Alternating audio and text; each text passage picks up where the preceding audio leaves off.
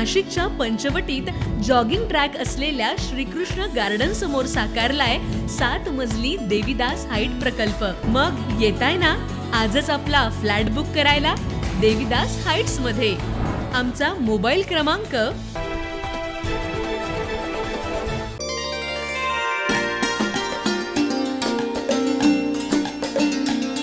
आदिवासी विकास विभाग आणि भगवान बिरसा कला मंच यांच्या संयुक्त उपक्रमातून आदिवासी बांधवांसाठी भव्य कला स्पर्धा नुकतीच नाशिकमध्ये पार पडली।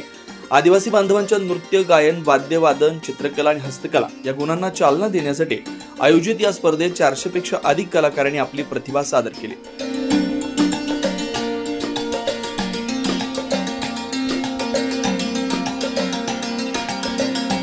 ही स्पर्धा महाराष्ट्र राज्याच्या आदिवासी विकास विभाग, प्रगती प्रतिष्ठान जव्हार, जिल्हा पालघर आणि यशोदीप बहुउद्देशीय सेवा संस्था यांच्या सहकार्याने संपूर्ण महाराष्ट्रात राबवण्यात आलेली होती। भगवान बिरसा मुंडा यांच्या 150व्या जयंती वर्षानिमित्त आयोजित या उपक्रमातून आदिवासी कला आणि संस्कृतीचा सन्मान केला जातोय।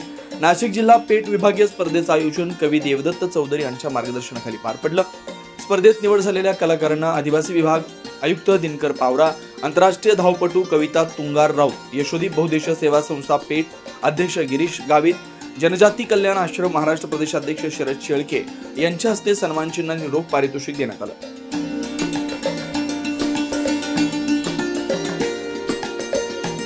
मित्रहो, आधुनिक जगामध्ये आपण जरी प्रवास केलेला असेल करतो आहे, पण संस्कृती आपली टिकलीच पाहिजे। आता थोडंसं आता बदल होत चाललेला आहे की नोकरदार पण आता कार्यक्रमाला आपले आदिवासीचा पेहराव घालून यायला लागले। नाहीतर कधी असं वाटायचं की ट्रेडिशनल ड्रेस घातला मग आपल्याला कोणी मागासवर्गीय म्हणेल का काय म्हणेल, असं मनामध्ये संकुचितपणा निर्माण होता। नाही, तसं काही मनात बाळगायचं नाही। आपली संस्कृती आहे, आपण सन्मानाने हे केलं पाहिजे। म्हणजे आदिवासी बांधव जोपर्यंत संस्कृती जतन करणार तोपर्यंत आदिवासी हे जगाला कळणार। ज्या दिवशी आपण शहरातला गणवेश अंगावर घातला मग शहरातला माणूस आणि आदिवासी कोण याच्यातला फरकच राहणार नाही।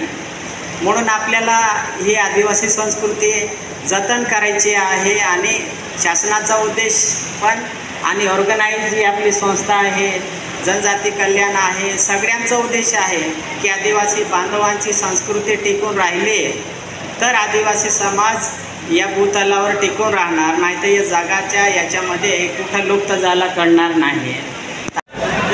नमस्कार सर्वांना, जय आदिवासी। मी कवी देवदत्त चौधरी, पेठ, जिल्हा नाशिक। आज आपण ह्या ठिकाणी पूर्ण पश्चिम महाराष्ट्राचा आदिवासी सांस्कृतिक कार्यक्रम आयोजित केलेला आहे।